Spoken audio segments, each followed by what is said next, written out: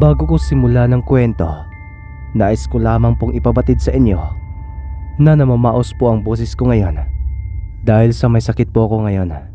May lagnat at ubo, kaya sana pagpasensyahan ninyo ang boses ko. Maraming salamat. Simulan na po natin ang kwento. Sa bukana ng kuta ng mga aswang ay sinalubong na magkaibigan ang mga abuel na naniningkit na ang mga boses dahil sa galit. Nagpalit na rin ng anyo si Ira bilang isang aswang na bangkilan, kaya handa na rin ito sa pagkikipaglaban. Sinabi ng lalaking pinuno ng mga abuel na pagbabayaran nilang ginawang pagpaslang sa anak nilang prinsipe na si Carmelo ng kanilang buhay. Ayon pa rito ay buhay ang inutang, kaya buhay rin ang magsisilbing kabayaran nila. Ngumiti lamang ng nakakaluko ang dalawang dalaga, yung tipong maiinsulto ang ninuman sa ngiti nilang iyon. Kaya walang pag-aalinlangang inutusan ng babaeng pinuno ang mga kawal at mandirigma nilang mga abuel. Pati ang mga kapanalig nilang mga tiktik ay sumabay sa pagsugod. Walang habas namang pinagkakatay ni na Isay at Ira ang kanilang mga nakakasagupa gamit ang kani-kanilang mga sandata. Si Isay ay may matalas na itak, samantalang si Ira naman ay ang matatalas niyang kuko at pangil bilang isang bangkilan. Nakaramdam naman ng takot ang mag-asawang pinunong abuel dahil sa ipinamalas na kagalingan sa pakikipaglaban ng dalawang dalaga. Naisip nila na kaya pala walang kalaban-labang pinaslang ng babaeng bangkilan ang kanilang anak na si Carmelo dahil sa husay at lakas nito. Pero ang mas lalo nilang hinahangaan ay ang dalagang si Isay na sobrang napakaliksi at napakabilis na tinatapos ang kanilang mga kawal, mandirigma at mga tiktik sa isang atakihan lamang. Kung hindi napuputol ang kanilang mga ulo, ay naahati sa dalawa ang kanilang mga katawan. Nagagawa lamang iyon ng may pambihirang lakas, tibay ng katawan, at hindi normal na tao ang mga pag-ataking iyon. Kaya alam nilang hindi pangkaraniwang dalaga lamang si Isay. Sigurado silang may tangan itong mutya na siyang kinahumalingan ng namayapan nilang anak na si Carmelo noong buhay pa ito. Hindi kasi mapagana ang pang-amoy ng mag-asawang abuel dahil sa nagkalat na dugo ng kanilang mga kabarong abuel sa paligid. Nagmistulang tambakan ng mga patay na aswang ang kanilang lugar sa ilang minuto lamang na lumipas. Panagoy at hinaing sa nasusugatang mga abuel at tiktik ang namamayanis sa lugar. Awang-awa na ang mag-asawang pinuno sa kanilang mga nasasakupan, subalit wala silang magagawa dahil nangyari na ang hindi nila inaasahan. Para sa kanila kasi ay mas magandang mamatay ng lumalaban dahil kagitingan iyon para sa kanila, maski alam nilang wala silang panama sa laban. Tila hindi naman nakakaramdam sina Isay at Ira ng kapaguran. Sa katunayan pa nga ay mababanaag sa kanilang mga mukha ang labis na kasiyahan habang pinagpapaslang nila ang kanilang mga nakakaharap na aswang. May mga pagkakataong nagkikindatan pa sila kasabay ng kanilang pagtawa. Nanlulumahid na rin sila sa dugo ng kanilang mga napapatay, kaya nagmukha silang mangangatay ng baboy sa palengke. Ilang minuto pa ang lumipas hanggang sa ang mag-asawang pinuno na lamang ang natira sa mga abuel. Nalipol na rin kasi ni na Ira at Isay ang mga aswang na tiktik na umanib sa mga ito. Paano ba yan? Kayo na lamang ang naiwang buhay. Dapat ay sumunod na rin kayo sa kanilang mamatay para may mamuno pa rin sa kanila sa kabilang buhay. Tama ka, Beshi. Kaya kung kami sa inyo ay sumugod na kayo, huwag niyo nang patagalin pang inyong paghihirap. Mas lalong nanlisik ang mga mata ng babae at lalaking abuel. Kasabay ng pagpapalit nila ng anyo ay ang paggawa nila ng pagsugod. Maski mga ganap na ang mga ito sa tunay nilang katauhan bilang mga aswang, ay nahihirapan pa rin silang patamaan sina Ira at Isay. Panay ilag lamang ng dalawa na tila ba nakikipaglaro sa mag-asawa, hanggang sa bumawi na ang magkaibigan ng kanilang pag-atake at walang kahirap-hirap nilang pinaslang ang mga ito. Si Isay ay pinugutan ng ulo ang lalaking abuel, samantalang si Ira naman ay nilapa ang babaeng aswang. Mas karumaldumal ang sinapit ng babae sa kamay ng isang bangkilan dahil kinain niya ito sa harap ni Isay, kagaya ng ginawa niya sa prinsipeng anak ng mga ito na si Carmelo. Napatalikod na lamang si Isay ng mga sandaling iyon. Hindi niya nakayanan ang napakabrutal na ginagawa ni Ira sa huling nakalaban. Talagang ipinapakita talaga nito sa kanya na walang awa siya kung pumatay. Yak! Kadiri ka, Ira. Ang taka mo pala. Huwag ka munang magulo dyan, Isay. Kumakain pa ako. Iyo! Pagkatapos maubos ang masarap na hapunan ng dalagang bangkilan, ay nagpasya na silang lisanin ang lugar na yon. Dumiretso sila sa pinakamalapit na ilog para linisin ang kanilang mga sarili sa mga nagtalsikang dugo sa mga katawan nila. Pagkatapos ay bumalik na sila sa bukid. Pabuti na lamang at may ekstrang damit na dinala si Isay, kaya mayroon itong pamalit sa nabasang kasuotan. O paano, Isay? Aalis na ako. Bukas ulit tayo magkita dito. O siya, Ira. Bukas ulit. Uuwi na din ako mamaya pagkatapos kong magbihis. Tulog na ang mga magulang ni Isay nang makauwi siya sa kanilang bahay. At hindi maalis sa kanyang isipan ang naganap na labanan kontra sa mga aswang na abuel at mga tiktik. Napahawak siyang muli sa pangil ng San Telmo na nakakwintas sa kanyang leeg. Sa kanya itong nginitian. Salamat ha. Kung hindi dahil sa iyo, ay hindi ko nagawa ang mga iyon. Huwag ka sanang magsawa na magbahagi sa akin ng karunungan. Pagkatapos muling kausapin ng dalaga ang kanyang mutya, ay humiga na ito sa kanyang kama. At dahil sa labis na pagod sa pakikipaglaban, ay kaagaran siyang nakatulog.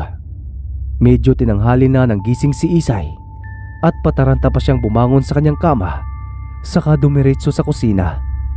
Nakapagluto naman na ang kanyang ina, kaya nakahinga siya ng maluwag. Abala sa sala ang dalawang matanda na nag-uusap at nagkukulitan nang makita niya ang mga ito. Sa kanyang bag na dadalhin sa bukid ay doon niya inilagay ang kanyang baon na pagkain, saka nagpaalam na sa mga magulang. Nagmano muna siya bago lumabas ng bahay.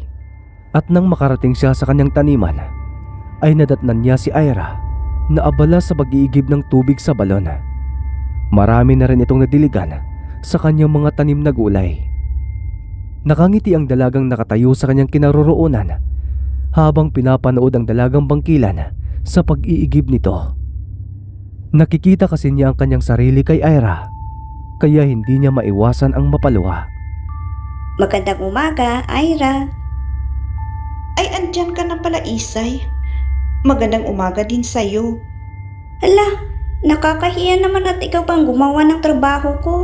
Tinanghali kasi ako ng gising Dala na siguro ito ng pagod kagabi sa pakikipaglaban natin sa mga abuel. Sus, ayos lang no? Punta ka muna sa kubo at tatapusin ko lang ito. Pagkatapos ay mamamasyal na tayo sa gubat. Sigurado ka? Ikaw ang bahala? Para naman may day off ako. Nagtawanan ang dalawa at dumiretso naman si Isay sa kubo para ibaba ang mga dalang gamit. Hindi siya mapakali na walang ginagawa, kaya tinulungan na rin niya si Ira sa huli. Lumipas ang maraming araw hanggang sa mas lalong lumalim ang pagkakaibigan ni Ira at ni Isay.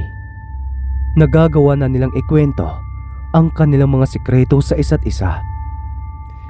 Subalit habang tumatagal, ay palagi nang napapansin ni Isay ang dalagang bangkila na madalas napapasulyap sa kanyang tangang mutya. Kapag napapansin niya ito, ay kaagarang umiiwas ng tingin si Ira. Nabuo tuloy sa utak ni Isay ang isang pagdududa, kaya nakaisip siya ng isang paraan para mapatunayang tunay ngang kaibigan niya ang dalagang bangkilan, o kinukuha lamang nito ang kanyang loob at tiwala rito. Pagkatapos ng buong araw ng kulitan at trabaho, ay muli silang nagpaalam sa isa't isa na babalik na sa kani-kanilang pamilya. Banaag din ni Isay ang kalungkutan sa mga mata ng kaibigang bangkilan kaya mas nagugulo ang kanyang isipan. Bukas ay tiyak na malalaman na niya ang kasagutan sa kanyang mga katanungan. Pagbaba ni Isay sa gubat ay hindi na muna siya umuwi. Habang maaga pa ay dumiretso muna siya sa palengke saka pumasok sa isang shop. May ipapagawa lamang siya at kukunin kinabukasan para maisagawa ang kanyang pinaplano. Pagbalik niya kinabukasan sa shop ay tapos na ang kanyang ipinapagawa. Pagkabayad niya rito ay dali-dali na siyang umalis. Alam niya kasing nasa taniman na niya si Ira at siguradong naumpisahan na nito ang mga trabaho. At hindi nga siya nagkakamali dahil halos nangangalahati ng nadidiligang halamang gulay ng dalagang bangkilan. Maaga akong nagpunta rito, Isay. Madilim pa ang paligid, kaninang inumpisahan ko ang pagdidilig para maagang matapos. Hindi kasi kami tinatablan ng sikat ng araw, pero ang hapdi ay hindi. Kaya inagahan ko na. Aba, nagpapaputi ang beshi ko ha? O siya, sige, tapusin na natin ang trabaho at may pag-uusapan tayo na pasinsinan. Napakunot ang noo ni Ira sa sinasabi ni Isay. Pero ipinagkibit balikat niya muna iyon na mas minabuting ipagpatuloy ang pagdidilig. At halos wala pang isang oras ay natapos na nila ang mga gawain. Kaya hinawakan ni Isay sa kamay ang kaibigang bangkilan na dinala niya sa kubo. Ira, napalapit na tayo sa isa't isa. Wala na tayong dapat na itago, hindi ba? Ha? Oo naman, Isay. Bakit mo naman naitanong yan? Nagkakanda utal-utal ka na beshi ha? Umamin ka nga sa akin. May malaki ka bang problema? Wala, sis. Wala akong problema. Maniwala ka. Panay ang iwas ng tingin sa kanapapadako ang mga mata ng dalagang aswang sa dibdib ni Isay. Hindi niya kasi makita roon ang mutyang tanga ng kaibigan. Nakasanayan na rin niyang tawaging si Isay at siya naman ay Bishi ang tawag. Sigurado ka, Ira? Kung mayroon kang problema, isabihin mo ha. Malay mo matulungan kita. Hindi ba ganyan tayo? Lahat ng bagay at problema ay ating pinagtutulungan? Oo nga, sis. Wala talaga. Sige, mabuti na ang maliwanag. O siya, iihi lang ako banda ron na. Hintayin mo na lang ako dito, beshi. Tanging pagtango lamang ang isinagot ni Ira, saka iniyuko ang kanyang ulo. Nabaling ang kanyang tingin sa kagamitan ng kaibigan at sa isang backpack ay nakita niya mula sa maliit na bulsa ang pangil ng San Telmo. Nilingamunan niya ang kanyang kaibigan at nang makasiguro itong wala pa siya ay dali-dali niyang kinuha ang kwintas saka nilisan ang lugar. Lingid sa kanyang kaalaman na mula sa masukal ay pinagmamasdan siya ni Isay. Napapailing na lamang ang dalaga habang tinitignan ang papaalis na kaibigan. Bakit mo ito ginagawa, Ira? Anong malaki mong rason? Nasisilaw ka na rin ba sa kapangyarihan? O may mas malala kang pinaghuhugutan kaya nagawa mo akong traidorin? Napakaraming katanungan ang bumabagabag sa isipan ni Isay. Kung tama ba ang kanyang hinala, ay tiyak na masasayang lamang ang kanilang pinagsamahan ni Ira. Lahat ng iyon ay mauuwi sa wala at ang masakit pa roon ay maaaring isa sa kanila ang titimbuang sa lupa na wala ng buhay. Umaagos naman ang luha sa mga mata ng papatakas na babaeng bangkilan. Nasusuklam siya sa ginagawang pagtatraidor sa itinuturing na siyang mahigit pa sa kapatid at matalik na kaibigan. Punong-puno ng paghihinagpis ang kanyang kalooban. Tutol man ang kanyang isipan ay wala siyang magagawa at pagpipilian dahil kailangan niya itong gawin dahil sa isang mahalagang bagay. Pagdating ni Ira sa kanilang baryo ay taranta siyang pumasok sa loob ng kanilang kubo. Sa kwarto ng kanyang mga magulang siya dumiretso kung saan nakaratay ang kanyang amang may sakit na dinapuan ng malubhang karamdaman. Mababangis ang mga aswang na bangkilan, pero sila rin ang klase ng mga aswang na dinadapuan ng karamdaman. Tanging sila lang din ang may malambot na puso at may kaunting awa ang natitira para sa mga taong gusto nila ang pag-uugali. Kumpara sa ibang lahi ng mga aswang na masarap na pagkain lamang ang tingin nila sa mga ordinaryong tao, ang iba pang lahi ay kinakain din ang mga aswang na mas mababa pa sa kanila. Kaagad na inilabas ng dalaga mula sa kanyang bulsa ang mutya ng San Telmo. Lahat ng mga bangkilan ay pumalibot sa bahay ni na Ira para makiusyoso. Ang iba ay natutuwa habang nagbubulong-bulungan. Nasa wakas, nagagaling na ang kanilang itinuturing na lider o kapitan. Ang mutyang ito, Ama, ang siyang mag-aalis ng iyong malubhang karamdaman at magliligtas ng iyong buhay. Nagawa kong hudasin ang itinuring akong parang isang tunay na kapatid para lang mapagaling kayo. Umiiyak si Ira habang inilalapat sa dibdib ang hindi pa makapagsalitang ama, ang kwintas na pangil. Naghintay ang lahat ng ilang minuto, subalit wala namang nagbago sa kanilang kapitan. Nananatili pa rin itong mahina at nakapikit ang mga matang nakaratay sa higaan. Imposible! Nagamit na ito ni Isay at napatunayan na ang bisa ng mutyang ito nang lusubin namin ang mga aswang na abuel. Pero bakit hindi ito gumagana kay Ama? Bakit? Isang matandang babaeng bangkilan ang sumagot sa kanyang katanungan. Sinabi nito na maaaring sakalang gagana ang mutya kapag kasama nito ang nilalang na may tangan at piniling pagkatiwalaan ito ng kanyang kapangyarihan. Nanlambot ang tuhod ni Ira sa narinig. Wala na kasi siyang mukhang iharap pa kay Isay dahil sa kanyang ginawa. Pero alang-alang sa kanyang ama ay susubukan niyang muli at kakapalan ang lumapit sa kaibigan. Pipilitin niyang sumama ito sa kanilang baryo para pagalingin ang kanilang kapitan. Kaya muli siyang lumabas at umalis, saka tinahak ang direksyon pabalik sa bukid ng dalaga. Alam niyang naroon pa ito dahil wala pa sa oras kung umuwi ito sa kanila. Subalit tila nagkamali siya ng tansya dahil wala na si Isay roon. Nangihina siyang dumiretso sa kubo para umupo. Napapaisip at napapasabunot siya sa sariling buhok kung bakit niya nagawa ang bagay na yon. Oh, Ira, aking kaibigang traitor. Bumalik ka.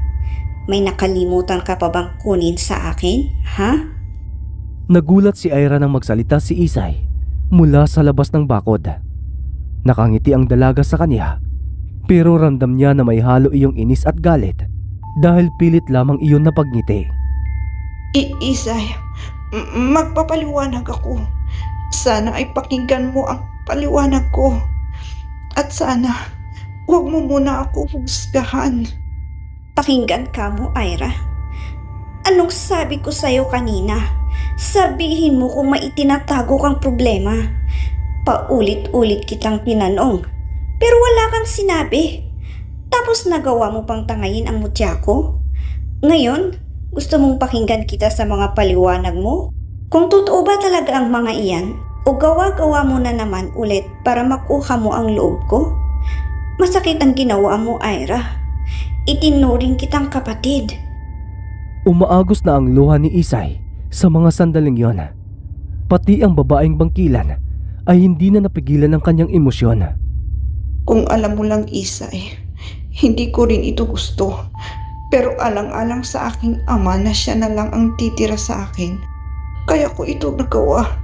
Kaya sana sumama ka sa akin sa aming baryo para malunasan ang kanyang karamdaman. Isay, parang awa mo na. Iligtas mo ang buhay ng aking ama. Hindi mo na ako madadala pa sa mga kasinungalingan mo, Ira. Walang kapatawaran ang ginawa mo. Kaya labanan mo ako ngayon din. Dahil saka mo lang ako madadala sa inyong baryo kapag isa na akong bangkay. Madiin ang pagkakasabing iyon ni Isay at seryoso ang bawat detalyeng kanyang binibigkas. Hindi naman magawang makapagsalita ni Ira ng mga oras na yon. Dahan-dahang binunot ni Isay ang kanyang itak at desidido na itong gagawa ng isang pag-atake. Napapailing na lamang si Ira saka ipinikit ang kanyang mga mata. Handa siyang tanggapin ang ipapataw na parusa sa kanyang butihing kaibigan. Hanggang sa gumawa ng pagsugod si Isay Habang ang dalagang bangkila naman ay wala pa rin ginagawang pagkilos kontra sa kanya. At nang makalapit ay buong lakas niyang iwinasiwas ang kanyang armas. Napalunok na lamang ng laway si Ira na buong pusong tinanggap ang kanyang kamatayan sa kamay mismo ng kanyang itinuring na kapatid. Mabuti na lamang at hindi ka kumilos. Kung hindi ay mabilis pa sa alas 4 tumimbang ka sa lupa. Pagmulat ng mata ni Ira ay nakita niya si Isay na hawak-hawak ang isang uri ng makamandag na ahas na kung tawagin ay kobra. Napugot na ang ulo nito. Iyon ang tinaga ng dalaga dahil nagbabalak ng tuklawin ng kaibigan niyang bangkilan. Ang kamandag kasi ng isang kobra ay walang sinasanto maski isa pang mabangis na aswang ay kaya nitong kitilan ng buhay. Napanganga si Ira dahil hindi pala totoong galit si Isay sa kanya. Isay. Napayakap siya sa kaibigan at ibinuhos na niyang emosyong nagpapabigat sa kanyang kalooban. At habang umiiyak ay sinasabi naman ni Isay na alam na niya ang buong katotohanan, kaya nagawa niya iyon dahil sinundan niya ito kanina. Sinadya rin niyang iwan sa kanyang bag ang kwintas dahil piki naman iyon at wala iyong bisa. Iyon ang ipinagawa niya sa shop noong nakaraang hapon sa palengke. Pagkatapos ng madramang tagpo ay si Isay na mismo ang nagyaya sa kaibigan na magtungo at bumalik sa baryo ng mga ito, kasabay ng paglabas niya mula sa loob ng kanyang damit ang tunay na pangil ng San Telmo. Muling bumalik ang sigla ng kanilang pagkakaibigan, lalo na nang matagumpay na magamot ni Isay ang kapitan ng mga aswang na bangkilan. Mas lalo silang tumatag dahil sa mga pangyayaring iyon. Araw-araw din si Isay na tinutulungan sa bukid ng lahat ng mga bangkilan sa baryo bilang pagtanaw ng kanilang utang na loob dahil sa pagkakaligtas nila sa buhay ng kanilang kapitan. Hanggang sa dumating na ang araw ng anihan at halos lahat sila ang namitas ng mga iba't ibang gulay na bunga ng kanilang paghihirap sa araw-araw. At kapag ibinababa na nila ang mga naani, ay hanggang sa bukana na lamang ng gubat nila ito dinadala. Nakakaabot na rin kasi roon ang sasakyan ng mga taga-angkat ng mga gulay ni Isay. Mas lalo pang dumami ang kanilang mga naaning gulay ng mga sumunod na araw. Bigla silang sinuwerte hanggang sa gumanda na ang buhay ni na Isay. Lingid sa kalaman ng mga mamamayan ng lungsod na yon ay katulong ng dalaga ang mga aswang na bangkilan sa pag-angat ng kanilang buhay. Nanatili sa pangangalaga ni Isay ang pangil ng San Telmo na tila doon din nagmumula ang kanilang swerte. Sana ay may natutunan kayong aral sa kwento kong ito. Hindi porke mga aswang ay hindi na dapat pagkatiwalaan, dahil ang iba, kapag itinuring kang kaibigan, ay handa silang ibuwis ang sarili nilang mga buhay para sa iyong kaligtasan. Hanggang dito na lamang po. Maraming salamat sa mga masugid at sulit na sumusuporta sa mga kwento rito sa YouTube channel na ang Lakbay Diwa Tagalog Horror Stories. Hanggang sa susunod na mga kwento.